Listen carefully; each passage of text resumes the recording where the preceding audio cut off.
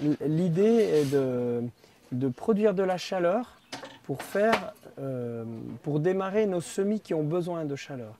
Donc tomates, piments, aubergines, basilic, etc., etc. Et plutôt que d'utiliser un fil chauffant, ce qui est très sécurisant évidemment, mais on produit de la chaleur grâce au compostage des matériaux.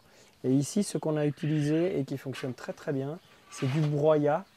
Comme il y a énormément de carbone, ça chauffe longtemps. Donc non seulement ça démarre très bien, donc un broyat frais, euh, ça démarre très bien, mais en plus de ça, la chauffe se prolonge très très longtemps, quoi.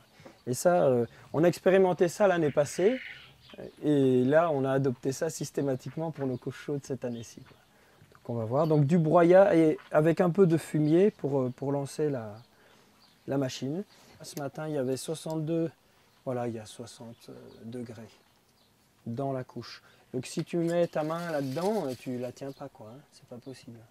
Et alors du coup nous on produit cette chaleur, on dépose nos barquettes de semis dessus, avec le terreau de semis et tout ça. Et donc on peut se permettre de démarrer des tomates en plein pendant les gelées. Il n'y a aucun problème. C'est-à-dire que pour les tomates, on compte 6 à 8 semaines d'avance sur le moment où on va les planter en pleine terre. Et donc ça fonctionne très bien. Et ensuite, pour la nuit, justement, on protège avec ces châssis qui agissent comme du double vitrage, donc c'est isolant.